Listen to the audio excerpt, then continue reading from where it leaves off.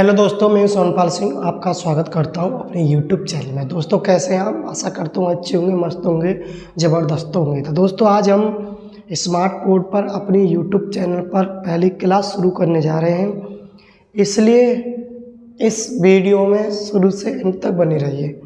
ये हमारी पहली क्लास है स्मार्ट बोर्ड पर 10th क्लास मैथमेटिक्स की। 10th क्लास का यूपी बोर्ड हिंदी मीडियम का जो मैथमेटिक्स है वो हम स्टार्ट कर रहे हैं, और यहाँ से आगे आपको कंटिन्यूस एक वीडियो डेली मैथमेटिक्स की मिलेगी टॉपिक वाइज। अब ऑनलाइन क्लास 10th मैथ की शुरू हो चुकी है। एसएल ट्यूशन क्लासेस जी हमारी ऑफलाइन कोचिंग का नाम है।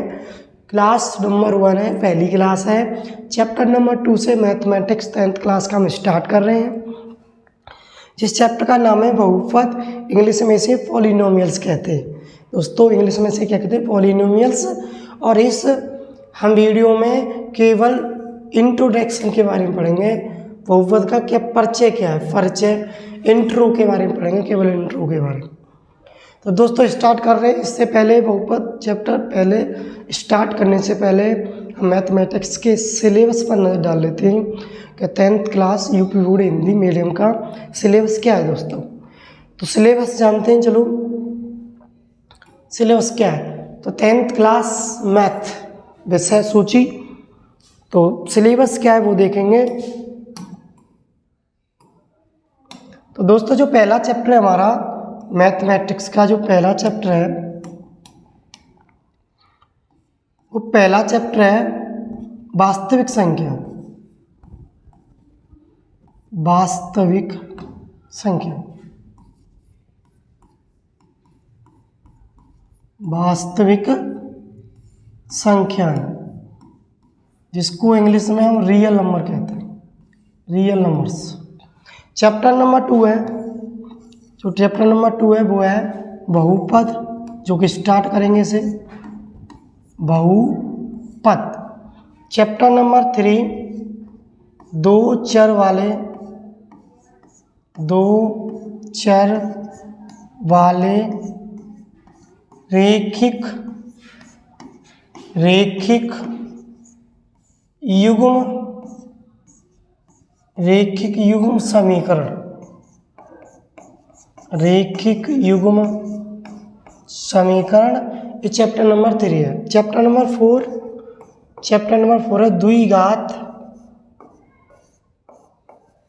द्विघात समीकरण। क्या है? द्विघात समीकरण। चैप्टर नंबर 5 है समांतर श्रेणी।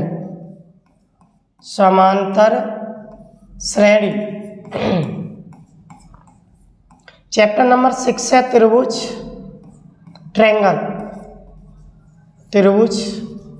जिसे ट्रायंगल बोलते हैं। चैप्टर नंबर 7 है निर्देशांक ज्योमेट्री, कोऑर्डिनेट ज्योमेट्री, निर्देशांक ज्योमेट्री। चैप्टर नंबर 8 है त्रिकोणमिति का परिचय, त्रिकोणमिति का परिचय। त्रिकोणमिति का परिचय। चैप्टर नंबर 9 है हमारा त्रिकोणमिति के अनुप्रयोग, त्रिकोणमिति के अनुप्रयोग, जिसे ऊंचाई दूरी कहते हैं,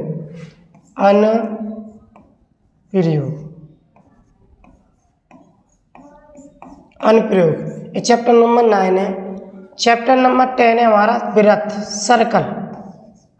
क्या है? वृत्त। और चैप्टर नंबर 11 है वो है हमारा वृत्तों से संबंधित क्षेत्रफल, वृत्तों से संबंधित क्षेत्रफल, वृत्तों से संबंधित क्षेत्रफल। और चैप्टर नंबर 12 है हमारा पृष्ठीय पृष्ठीय क्षेत्रफल और आयतन area and volume. Chapter number 13 है हमारा सांख्यिकी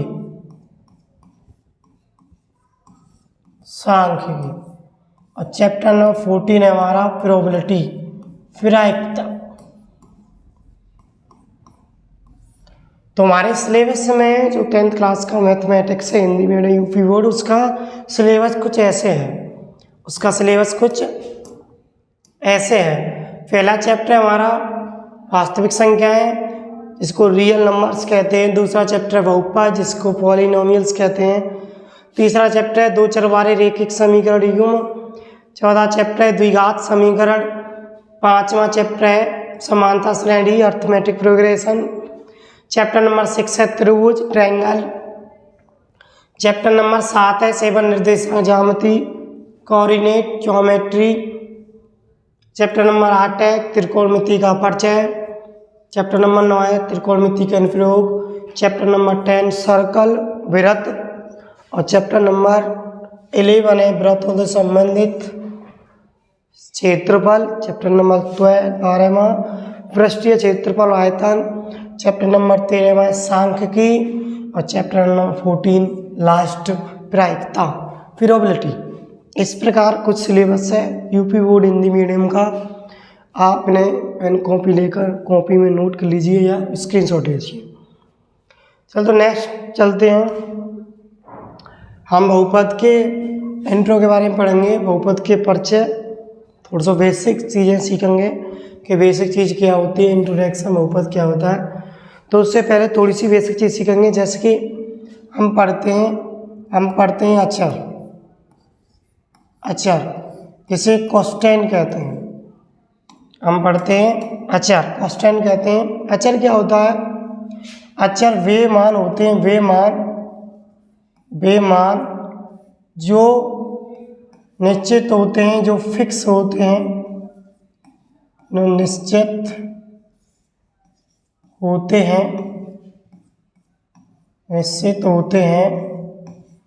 अचर कहलाते हैं।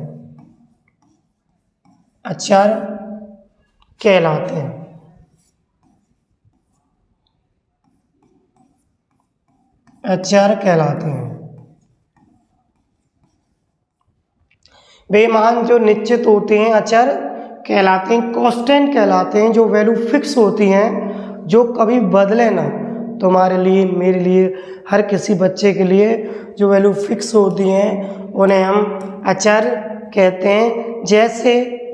जैसे एग्जाम्पल की बात करें, जैसे 1 हो गया, 2 हो गया, 3 हो गया, -1 हो गया, -2 हो गया, 1/2 हो गया, 1/3/2 हो गया, A हो गया, B हो गया, C हो गया, D हो गया, ... etc इत्यादि आदि। दोस्तों ये सब अचर है, कांस्टेंट वैल्यू हैं जो फिक्स होती हैं, कभी बदलती नहीं हैं, तो ये होती हैं अचर। अब दोस्तों हमारे जो अचर होते हैं वो 2 प्रकार के होते हैं। जो कांस्टेंट होते हैं वो क्या प्रकार के होते हैं दोस्तों? वो 2 प्रकार के होते हैं। नंबर एक स्वच्छ अचर और नंबर 2 निरपेक्ष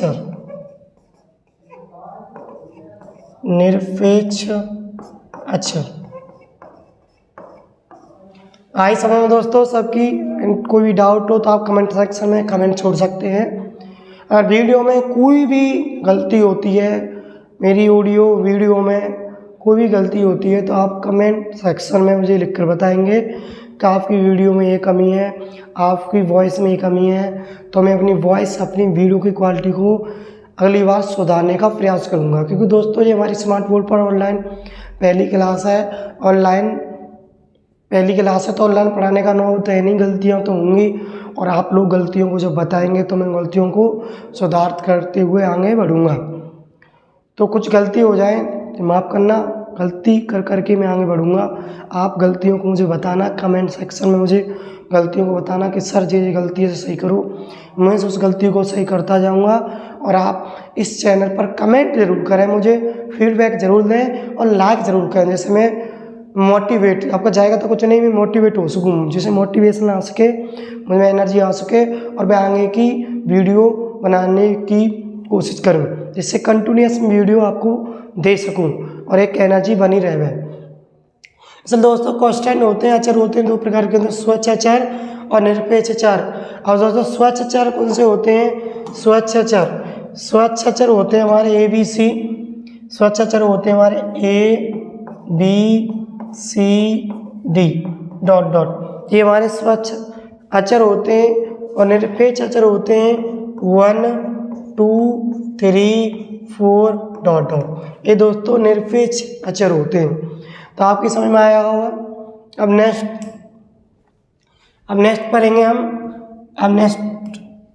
हम चर क्या होते हैं? चर क्या होते हैं? इन्हें हम वेरिएबल कहते हैं। चर दोस्तों वे राशियाँ होती हैं जिनकी वैल्यू फिक्स नहीं होती हैं, जो वैल्यू फिक्स नहीं होती हैं, अनिश्चित होती हैं, जो कि जैसे x, y, z, s, t। x की वैल्यू कहीं पर तो 2 निकलती, कहीं पर 3 निकलती है, कहीं पर 4 निकलती है, तो इन्हें दोस्तों हम चर कहते हैं। तो चर क्या होते हैं? वे राशियाँ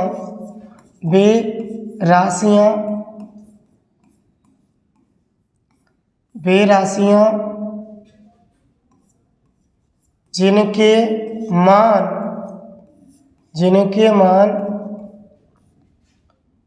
मान निश्चित नहीं होते हैं,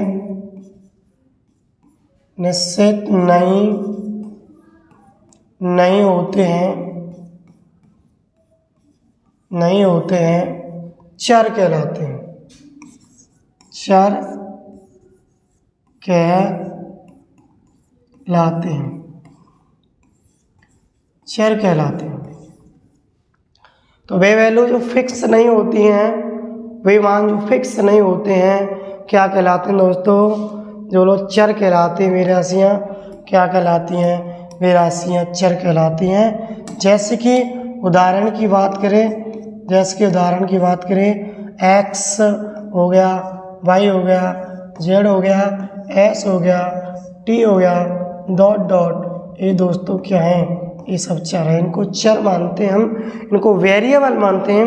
x, y, z, s, t इनको हम चर मानते हैं, इनको हम वेरिएबल मानते हैं। तो ये भी इसी होते हैं, उन्होंने अचर के रूप में काम करते हैं, और x, y, z होते हैं वो चर के फॉर्म में काम करते हैं। दोस्तों आपने चर पढ़ा, अपने अचर पढ़ा, इसके बाद पढ़ते हैं बीजीय व्यंजक कि बीजीय व्यंजक कहते किसे हैं? बीजीय व्यंजक, तब क्या पढ़ेंगे हम? बीजीय व्यंजक।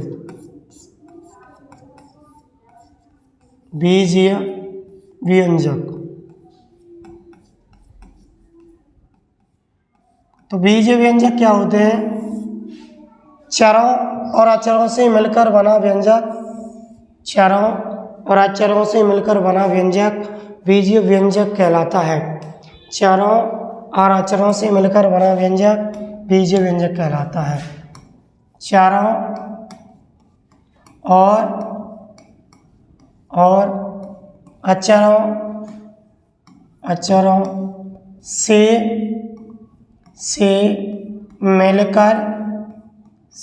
और अचरों से मिलकर बना व्यंजक बीजीय व्यंजक कहलाता है। बीजीय व्यंजक कहलाता है। बीजीय व्यंजक कहलाता है।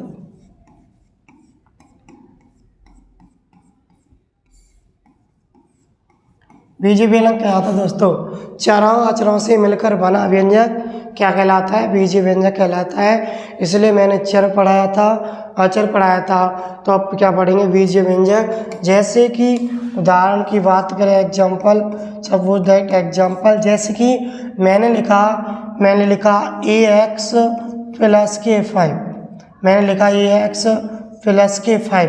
तो दोस्तों बताओ दोस्तों जी क्या है? ये तो जो इसमें a है, ये तो अचर हो गया, ये तो अचर हो गया।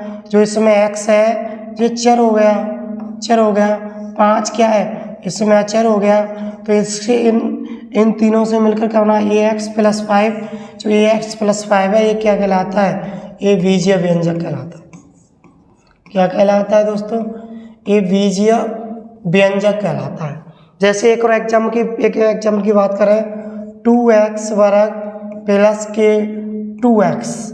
मैंने एक और एग्जाम्पल लिया, तो इसमें बताओ इसमें क्या है, इसमें जो 2 है ये क्या है, ये 2 अचर हो गया।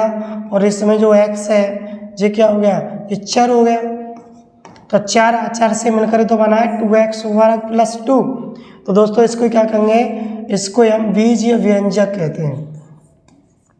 इसको क्या कहते हैं, इसको हम बीजीय व्यंजक कहते हैं। आई होप आपकी समझ में आया होगा कि चारों अचरों से मिलकर बना व्यंजक बीजीय व्यंजक कहलाता है, जिसमें चर होता है, अचर होता है। जो व्यंजक तैयार होता है, जो व्यंजक प्राप्त होता है, उसे हम बीजीय व्यंजक कहते हैं। तो आप पढ़ते हैं बहुपद।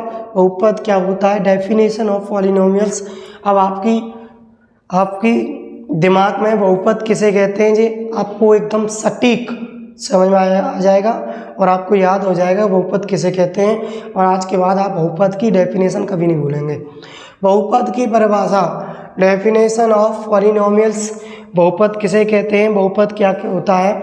दोस्तों एक बात आपने एक पूर्ण संख्या पढ़ी होगी। पूर्ण संख्या क्या होती है, पूर्ण संख्या वे संख्या होती हैं जो 0 से शुरू होती हैं और कहाँ तक जाती हैं, और अनंत तक जाती हैं।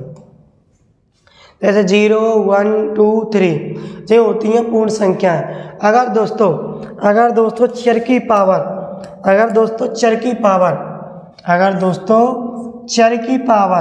चर की घात। और चर कौन से होते हैं दोस्तों, चर होते हैं जैसे x हो गया, y हो गया, z हो गया, डॉट डॉट। चर की घात चर होते हैं x, y, z। अगर चर की घात इन लोगों में से मिलती है, जैसे 0 हो गया, 1 हो गया, 2 हो गया, 3 हो गया, तो वो पॉलिनोमियल्स होगा। जैसे एग्जाम्पल पॉलिनोमियल्स होगा, जैसे मैंने लिखा 2x स्क्वायर, तो बताओ 2 एक पूर्ण संख्या है, होल नंबर है, तो ये क्या हुआ, ये एक बहुपद हुआ। क्या हुआ दोस्तों, एक बहुपद हुआ। जैसे मैंने एक और लिखा ax + के b, तो बताओ इसमें चर क्या है, x है, और चर की पावर कितनी है, 1 है। 1 को हम दिखाते नहीं हैं, और 1 क्या है, इन लोगों में से मिलती है। 1 एक पूर्ण संख्या है। दोस्तों ये क्या हुआ, ये एक हमारा बहुपद हुआ। तो अगर चर की घात, जैसे चर होते हैं x, y, z, इन लोगों में से कोई भी पावर मिलती है, पूर्ण संख्या मिलती है, जैसे कि 0, 1, 2, 3, कोई भी इन लोगों में से हमारी पावर मिलती है, चर की पावर, तो वो पॉलिनोमियल्स होगा, वो बहुपद होगा। इतना माइंड में फिक्स कर लीजिए। लेकिन एक चीज़ को भी ध्यान दीजिए, अगर चर की पावर इन लोगों में से मिलती है, इसे नोट पॉइंट में नोट कर लीजिएगा। जैसे चर की पावर ऐसा सिंबल मिलता है रूट का, या क्यू रूट का मिलता है ऐसा सिंबल, या फिर 1/2 मिलता है, या 1.5 मिलता है, या माइनस की पावर मिलती है। तो दोस्तों ऐसी पावर कभी भी चर की मिलती है तो हमारा पॉलिनोमियल्स नहीं होगा, वो बहुपद नहीं होगा। ये चीज़ अपने माइंड में फिक्स कर लीजिए। अगर जैसे मैंने एग्जाम्पल की बात करूं, मैंने एक एग्जाम्पल लिया, मैंने लिखा 2√x + के 5, ये लिखा मैंने। तो दोस्तों चर क्या है इसमें, x। अगर चर की पावर पूर्ण संख्या होती है तो पॉलिनोमियल्स होता है, तो बहुपद होता है। अगर चर की घात इन लोगों में से मिलती है, इन लोगों में से पूर्ण संख्या में से मिलती है, जैसे 0, 1, 2, 3, तो वो एक पॉलिनोमियल्स होगा, वो बहुपद होगा। लेकिन चर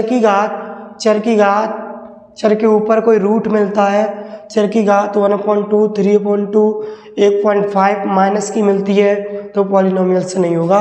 इन लोगों में से जो भी पावर मिलेगी वो दोस्तों पॉलिनोमियल्स नहीं होगा। इसलिए हम इसे ऐसे लिख सकते हैं 2x की पावर 1/2। और दोस्तों 1/2 एक परिमेय संख्या है, न कि पूर्ण संख्या। दोस्तों ये पॉलिनोमियल्स नहीं होगा, ये बहुपद नहीं होगा। जैसे मैं एक और एग्जाम्पल की बात करूं कि 2 अपॉन मैंने लिखा x², तो दोस्तों इसे दिमाग लगाओ, ये पॉलिनोमियल्स है कि पॉलिनोमियल्स नहीं है। तो दोस्तों ये पॉलिनोमियल्स नहीं है। आप कहोगे सर नहीं पॉलिनोमियल्स है, चर की पावर इसमें पूर्ण संख्या है, तो पॉलिनोमियल्स हुआ, चर की पावर इन लोगों में से मिलती है तो ये बहुपद हुआ। लेकिन नहीं, अगर हम इस x की पावर 2 को ऊपर ले जाते हैं तो जो हो जाएगा x की पावर -2, और दोस्तों बहुपद में x की पावर कभी नेगेटिव नहीं होती है, इसलिए दोस्तों ये बहुपद नहीं हुआ। आई होप आपकी समझ में बहुपद क्या होता है, बहुपद को पहचान सकते हैं, बहुपद होता क्या है। इसलिए हम बहुपद की यहाँ पर डेफिनेशन मैं लिख देता हूँ कि बहुपद होता क्या है। मैं डेफिनेशन लिख देता हूँ बेबीजीय व्यंजक तो दोस्तों बीजीय व्यंजक ही होता है बहुपद, तो उसमें खास शर्त होती है कि चर की पावर पूर्ण संख्या होनी चाहिए। बेबीजीय व्यंजक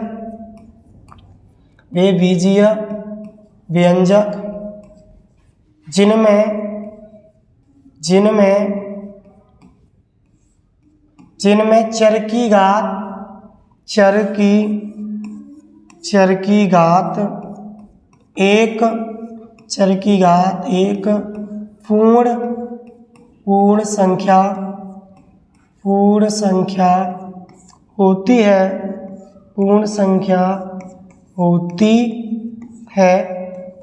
होती है,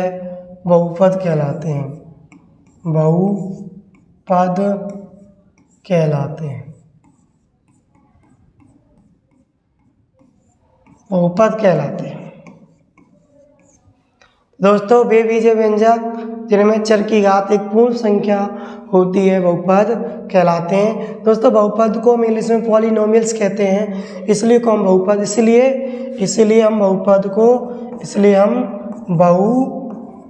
को P से प्रदर्शित करते हैं। किससे करते हैं दोस्तों? P से प्रदर्शित करते हैं।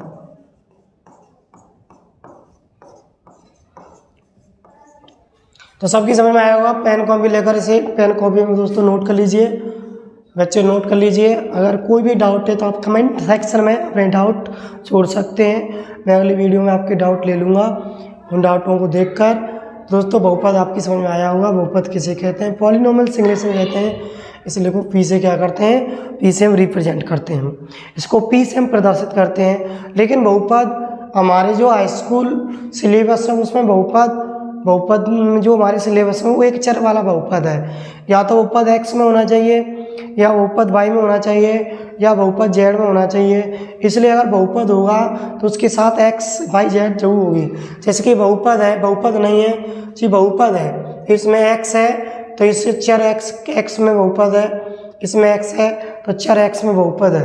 तो दोस्तों एक चीज़ ध्यान से देखो, इस बोर्ड पर एक चीज़ ध्यान से देखो, कभी कभी एमसीक्यू में पूछ लेता है, बताओ ये बीजीय व्यंजक है क्या ना है?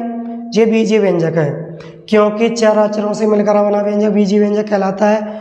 ये भी बीजीय व्यंजक है और ये भी बीजीय व्यंजक है। लेकिन दोस्तों ये बीजीय व्यंजक बहुपद है और यह बीजीय व्यंजक बहुपद नहीं है। तो दोस्तों इस चीज़ को नोट करेंगे आप, क्या सभी बहुपद, इस चीज़ को आप नोट कर लेंगे, नोट पॉइंट में नोट कर लेंगे कि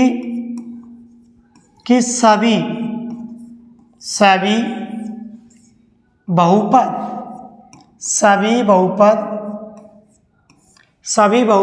बीजीय व्यंजक होते हैं। सभी बहुपद बीजीय व्यंजक होते हैं,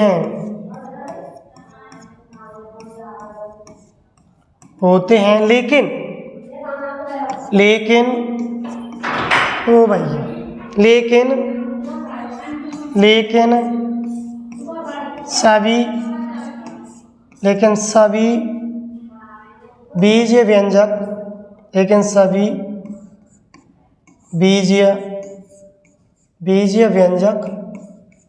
बीजीय व्यंजक बहुपद नहीं होते हैं। ये चीज़ अपने माइंड में फिक्स कर लीजिए कि सभी बहुपद बीजीय व्यंजक होते हैं, लेकिन सभी बीजीय व्यंजक बहुपद नहीं होते हैं। आपने देखा होगा, जैसे एग्जाम्पल की बात करें, जैसे हम एग्जाम्पल की बात करें, सपोज दैट एग्जाम्पल, जैसे मैंने एक एग्जाम्पल लिया, मैंने लिखा 2x की पावर 3/2 प्लस के 5। तो बताओ, ये चार अक्षरों से मिलकर बना है, जो बीजीय व्यंजक है, लेकिन चर की पावर पूर्ण संख्या नहीं है, इसलिए बहुपद नहीं है। दोस्तों बीजीय व्यंजक तो है, लेकिन ये बहुपद नहीं है।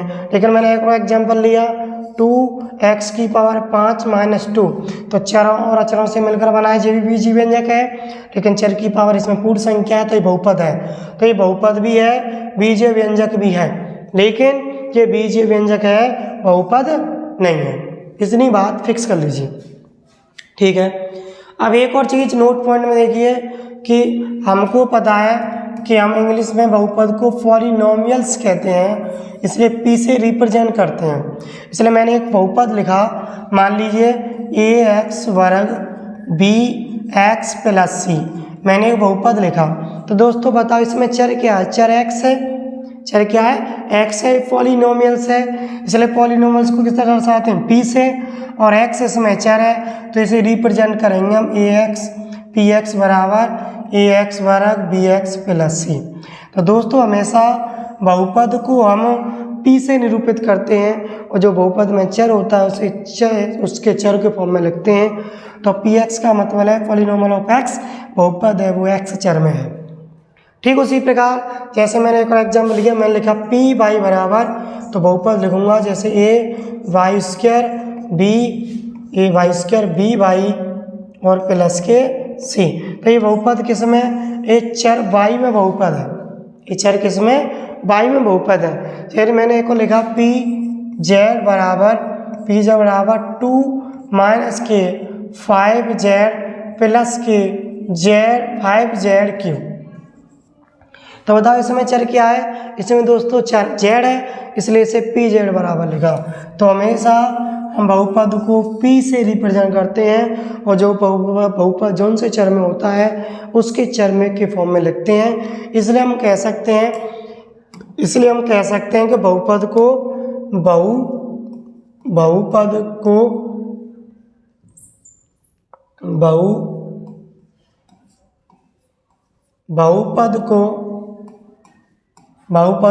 px, py, pz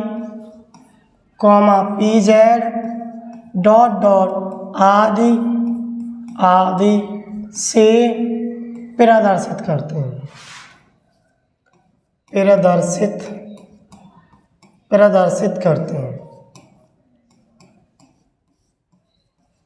प्रदर्शित करते हैं। तो दोस्तों आज आपने बेसिक सीखा, बहुपद का बेसिक सीखा, परिचय सीखा, इंट्रोडक्शन सीखा। एक बार फिर से मैं रिवाइज कर देता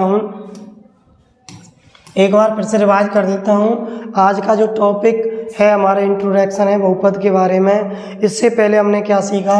इससे पहले हमने जो मैथमेटिक्स का सिलेबस क्या है वो सीखा, इसके पास अचर किसे कहते हैं वो सीखा, चर किसे कहते हैं वो सीखा। इसके बाद हमने बीजीय व्यंजक सीखा, बीजीय व्यंजक किसे कहते हैं उसके एग्जाम्पल देखे, और इसके बाद हमने बहुपद की परिभाषा देखी, पॉलिनोमियल्स की डेफिनेशन देखी, उसके बहुपद के एग्जाम्पल देखे, और कौन कौन से बहुपद होते हैं, कौन कौन से बहुपद नहीं होते हैं, उनको पहचानना सीखा, और बहुपद की परिभाषा सीखी। और हमने एक और चीज़ नोट में सीखी कि सभी बहुपद बीजीय व्यंजक होते हैं, लेकिन सभी बीजीय व्यंजक बहुपद नहीं होते हैं जैसे कि। और एक और चीज़ सीखी कि बहुपद को px, py, pz आदि से प्रदर्शित करते हैं, क्योंकि एक बहुपद x में तो pz लिखेंगे, बहुपद y में तो py रखेंगे। तो दोस्तों अगर आपको ये वीडियो थोड़ी बहुत पसंद आई हो तो इस वीडियो को लाइक करें और कमेंट करें और चैनल को सब्सक्राइब करें, जिससे कि आने वाली वीडियो आप तक पहुंचे। कमेंट ज़रूर करें और मुझे अपनी वीडियो का फीडबैक बनाएं, क्योंकि मेरी स्मार्ट बोर्ड पर 10th मैथ की पहली वीडियो है, इसलिए थोड़ी झिझक लगती है, थोड़ी सी गलतियाँ हो जाती हैं बात करने में, इसलिए मैं धीरे धीरे और पढ़ाता जाऊंगा, सुधार करता जाऊंगा। लेकिन आप मेरी कमियों को, मेरी फीडबैक को ज़रूर बताएं, जिससे कि मैं आगे वीडियो में बेहतर कर सकूं। तो दोस्तों इतना आज की वीडियो में इतना ही। जय हिंद, जय भारत। मिलते हैं अगली वीडियो में अगले टॉपिक के साथ। जब तक बनी रहिए।